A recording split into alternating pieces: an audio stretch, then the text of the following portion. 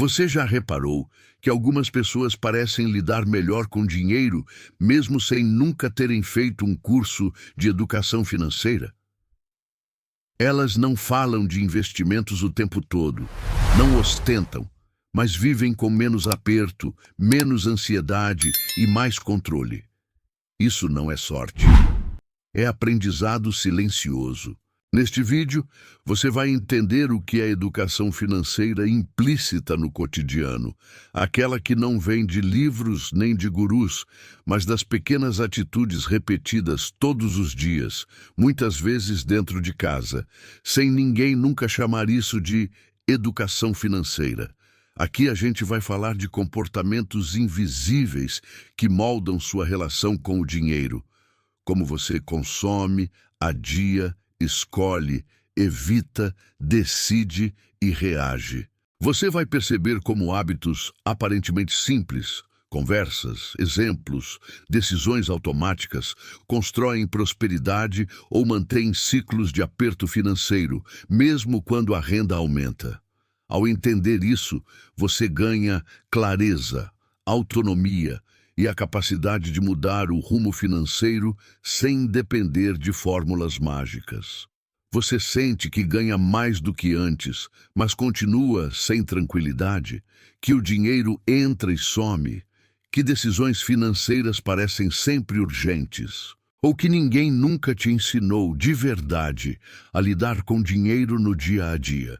Então fica comigo até o final, porque esse vídeo pode mudar a forma como você enxerga suas escolhas e, a partir disso, seus resultados. Imagine por um instante que educação financeira não fosse algo que começa quando você abre uma planilha, faz um curso ou aprende sobre investimentos. Imagine que ela começa muito antes, nas pequenas escolhas, nas reações automáticas, nas frases que você ouviu a vida inteira e nas decisões que você toma sem nem perceber que está tomando. É exatamente sobre isso que vamos falar aqui. Porque, goste ou não, todos nós fomos educados financeiramente. A pergunta não é se você recebeu educação financeira, mas qual tipo de educação você recebeu. A maioria das pessoas acredita que nunca aprendeu a lidar com dinheiro, mas isso não é verdade. O que acontece é que quase ninguém aprendeu de forma consciente.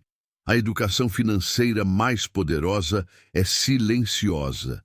Ela acontece no cotidiano, no exemplo, na repetição e no que se torna normal dentro da sua vida.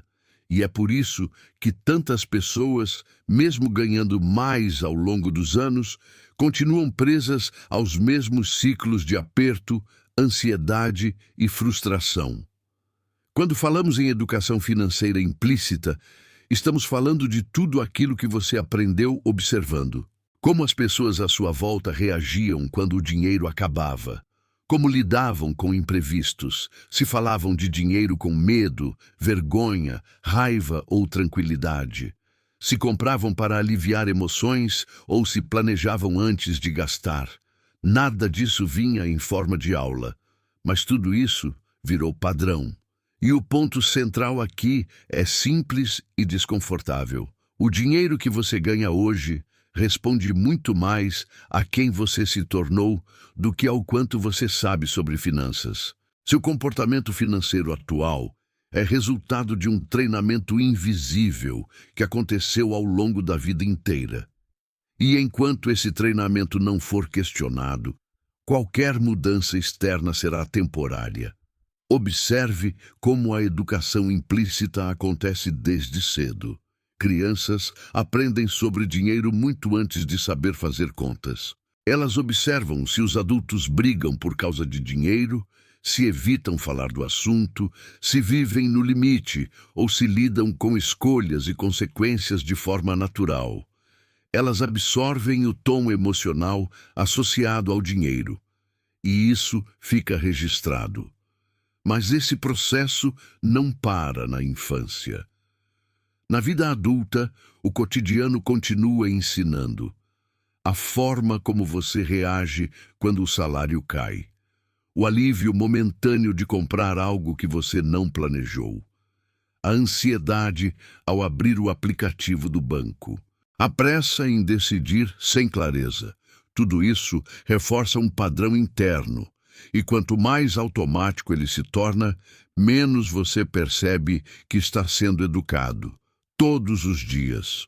Muita gente acredita que o problema está na falta de renda, mas na prática, o aumento de renda só amplifica o padrão existente. Quem vive no descontrole com pouco tende a viver no descontrole com mais. Quem reage emocionalmente ao dinheiro continua reagindo, apenas em números maiores. Por isso, ganhar mais raramente resolve o problema quando a estrutura interna continua a mesma.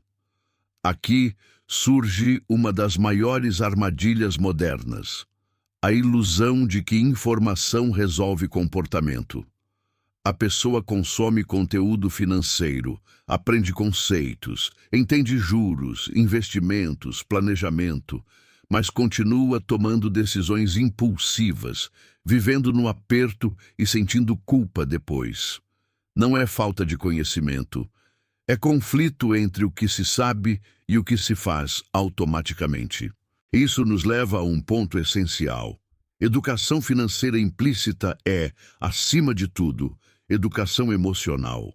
É como você lida com espera, frustração, desejo e medo. É como você decide sob pressão. É como você reage quando algo foge do plano. Se essas respostas são reativas, o dinheiro vira fonte de estresse. Se são conscientes, o dinheiro vira ferramenta. Existem sinais claros de uma educação financeira implícita disfuncional. Um deles é a sensação constante de urgência. Tudo parece para agora. Decisões são tomadas no impulso. Compras viram alívio emocional. Planejamento parece chato ou inútil. O dinheiro entra e some, e a pessoa não sabe explicar exatamente como. Outro sinal é a ansiedade crônica. Mesmo quando a renda melhora, a tranquilidade não vem. Sempre existe medo do futuro, medo de faltar, medo de errar. A mente vive projetando cenários negativos, porque aprendeu que dinheiro é instável, perigoso ou sempre insuficiente. Há também a normalização do aperto. Viver no limite vira identidade. Frases como "é assim mesmo, todo mundo vive assim" ou "não tem jeito" reforçam o padrão. Quando o aperto vira normal, a mente para de buscar soluções estruturais e passa apenas a reagir. Agora, observe o contraste com uma educação financeira implícita saudável. Ela não depende de renda alta. Ela aparece em pessoas que vivem com clareza, mesmo ganhando menos. Elas sabem dizer não, planejam de forma simples. Não decidem tudo no impulso. Lidam com imprevistos sem entrar em pânico. O dinheiro não ocupa todo o espaço mental.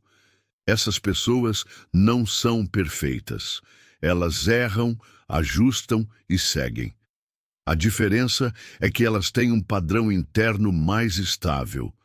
Elas aprenderam ao longo do tempo que cada escolha financeira é uma extensão de quem elas são, não uma resposta emocional ao momento. E aqui entra um ponto fundamental. Ninguém muda esse padrão de um dia para o outro. Porque ele não foi criado em um dia. Ele foi construído por repetição. Por isso, a reeducação financeira verdadeira não começa com grandes decisões, mas com pequenas pausas.